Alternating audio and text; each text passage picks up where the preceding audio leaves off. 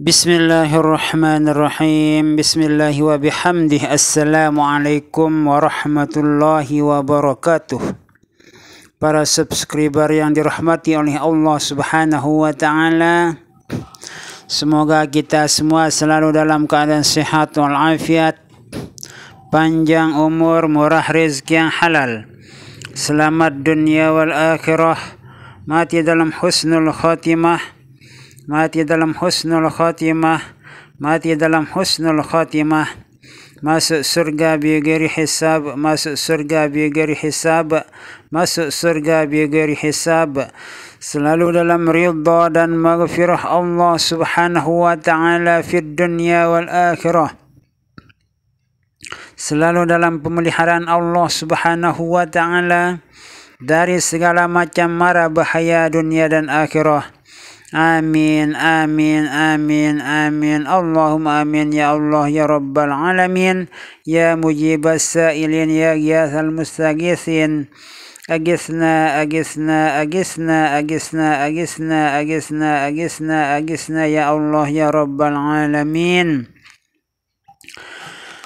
Jamaah kaum muslimin muslimat, khususnya para subscriber dimanapun berada, pada pertemuan kita kali ini saya akan menceritakan kisah seorang guru negeri di sebuah sekolah dasar, sekolah menengah pertama atau SMP negeri. Di sanalah tempat guru negeri itu mengajar. Guru negeri tersebut telah menerima benteng Imam Subli. Kalau pada pertemuan beberapa hari yang lewat saya menceritakan seorang guru negeri jurusan BK atau BP yang menerima benteng Abdul Majid, namun setelah ikut campur dalam perpecahan organisasi Islam kemasyarakatan Nahdlatul Wathon, kekuatan dari benteng Abdul Majidnya itu tercabut. Yang kali ini seorang guru negeri di sebuah sekolah menengah pertama atau SMP negeri menerima benteng Imam Subli, namun nasibnya itu sama, yaitu ikut-ikutan dalam perpecahan organisasi Islam kemasyarakatan Nahdlatul Wathon, dalam arti kata telah melanggar sumpah dan bai'ah. Karena kalau kita ikut-ikutan dalam perpecahan zuriat Bapak Maulana Syekh maupun perpecahan dalam organisasi Islam kemasyarakatan Nahdlatul Wathon, kekuatan dari ilmu hikmah yang pernah kita terima, yang pernah kita riyadhahkan dengan bersusah payah, dengan secara otomatis kekuatan ilmu hikmah itu tercabut sesuai dengan penjelasan pada tahun 90-an yang lewat. Dan terbukti guru-guru negeri yang ikut campur dalam perpecahan tersebut, kekuatan dari ilmu hikmah yang pernah dimiliki itu tercabut. Padahal guru negeri tersebut di saat baru meriyadhahkan benteng Imam Subli sampai mendapatkan suatu keistimewaan yang sangat luar biasa, hebat dari pengaruh benteng Imam Subli itu, bisa terbang sampai kira-kira 200 meter. Itulah khasiat yang didapatkan dari meriyadhahkan benteng Imam Subli. Karena benteng Imam Subli adalah riyadhahnya cukup berat, dengan berpuasa 7 hari tanpa makan dan minum selain dari nasi putih dan air putih. Kemudian buah-buahan, artinya segala macam yang ada unsur yang dari makanan yang punya nyawa seperti telur, kemudian daging-daging, apalagi langsung memakan ikan dan sebagainya yang ada unsur dari asal yang bernyawa itu, sehingga terasi yang kita makan itu pun juga akan membatalkan riadah dari benteng Imam Subli tersebut.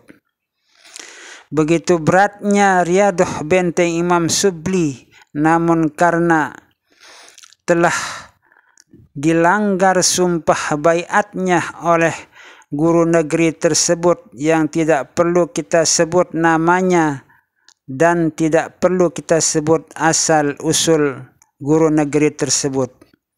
Walaupun kita itu keturunan seorang tuan guru, seorang kiai, namun apabila kita itu melanggar sumpah dan baiat kita itu, secara otomatis ilmu hikmah yang pernah kita terima dari Al-Maghfurlah Bapak Maulana Syekh Tuan Guru Ki Haji Muhammad Zainuddin Abdul Majid Fancor maupun Bapak Tuan Guru Ki Haji Muhammad Muhsin Makbul Kota Raja, secara otomatis kekuatan dari ilmu hikmah yang kita terima itu akan hilang seketika.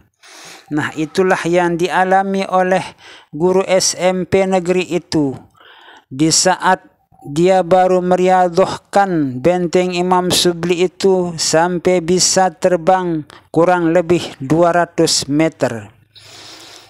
Dan setelah ikut campur dalam perpecahan organisasi Islam kemasyarakatan Nahdlatul Wathon, terlihat jelas pada dirinya itu kekuatan dari benteng Imam Subli itu hilang daripadanya.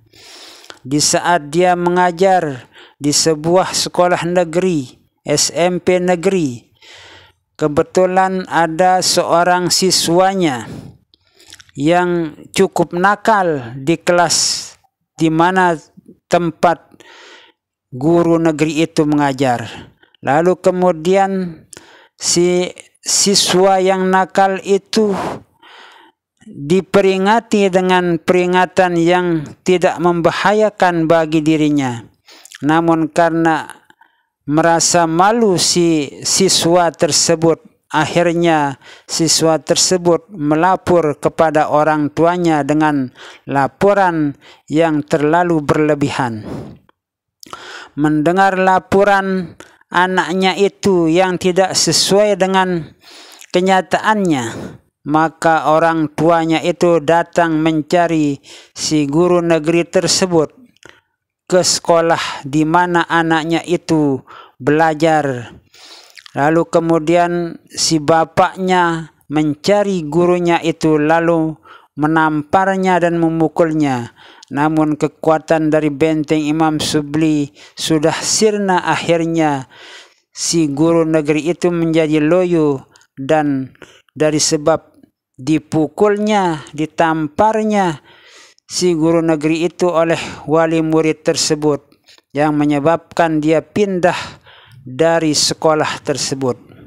Nah, peringatan bagi kita semua agar kita harus lebih berhati-hati dalam menyikapi kehidupan ini agar kita tidak ikut-ikutan dalam perpecahan organisasi Islam kemasyarakatan Nahdlatul Wathon. Dimanapun kita berada, walaupun kita itu berada di luar Lombok, bahkan kita di luar Indonesia sekalipun, jangan kita ikut-ikutan kepada perpecahan organisasi Nahdlatul Wathon. Itu adalah merupakan sumpah dan baiat kita agar kita jangan sampai ikut-ikutan dalam perpecahan tersebut. Apalagi kita itu memecah belah, ikut-ikutan dalam memecah belah, kita ikut-ikutan dalam perpecahan sudah menyebabkan hilangnya kekuatan ilmu hikmah tersebut.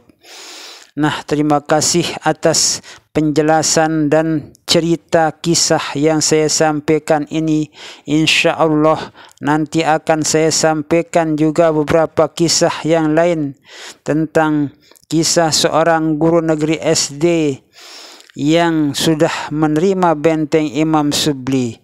Terima kasih, semoga kita termasuk hamba Allah yang selalu mendapat pemeliharaan Allah Subhanahu wa Ta'ala dari segala macam mara bahaya dunia dan akhirah. Amin, amin, amin, amin, amin, amin, amin, amin, amin, amin, amin, ya Allah ya Rabbal Alamin. Wallahu a'lam bissawab, wallahul muwaffiq wal hadi ila sabilir rasyad. Wassalamu alaikum warahmatullahi wabarakatuh.